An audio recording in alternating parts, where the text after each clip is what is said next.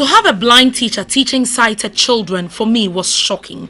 Setting off to find details sent some excitement within me as a journalist.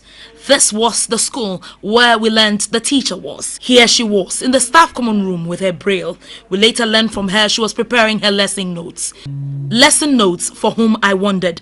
Then, like the cliche goes, seeing is believing, students brought her to the classroom doing her lessons. Sylvia Gatti got to the classroom and gave the ground rules. Please, we forget. Yes. Last time. Let us pray.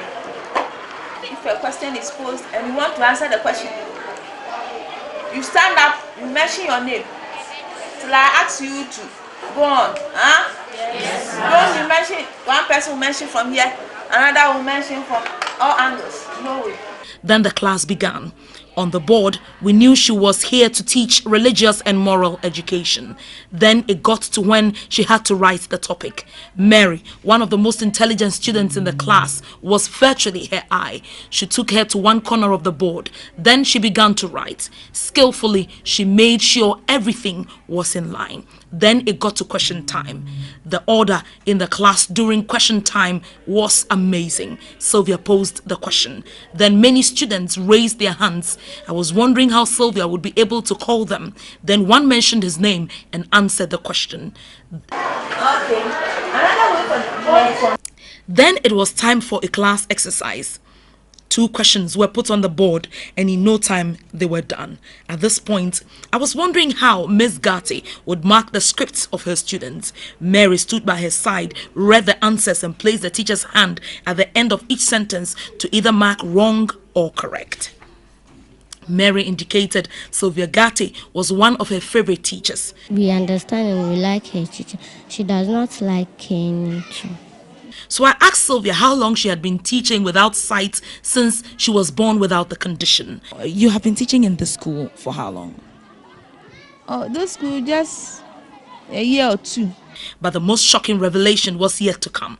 With all this effort she makes, the Ghana Education Service through the Catholic Education Unit has not been paying her. I'm waiting for them. Since I came to this school, I've taught her. I've been coming, going, coming. Do all that I'm expected, but yet no salary. The headmaster confirmed the information. She has not been paid as a teacher.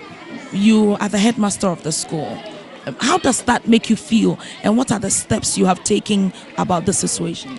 Teachers are not being paid by the headmaster of the school, but situation of that nature, you sent the report to the office for the input to be done, of which they have done it, and you know what the situation on the ground say. We have been following up, but it said hasn't materialized.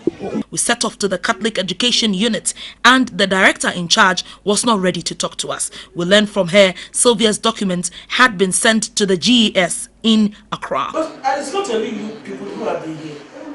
You see, if I had my own way, like I would get money, pay them myself, and then retrieve this stuff from the government.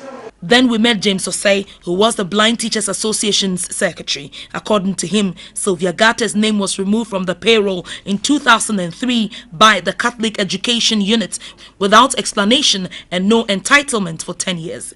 After being reinstated in 2011, she's still yet to be paid. Quoting the ethics of education that when something happened to you, you are given 6 months to go through your treatment. After 6 months, and they found out you cannot come back to the classroom, then they will give you half of your salary.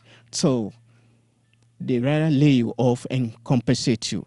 But for her case, it didn't happen. Finally, she was reinstated last year, May, and up to now, she has not received her salary.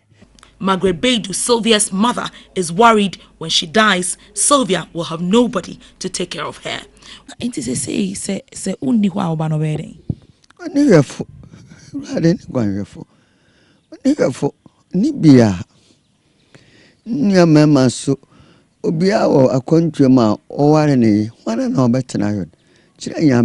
We left Sylvia 50 Ghana cedis to take care of herself till some help comes, probably from the Ghana Education Service. Odilio Fori, TV3 News.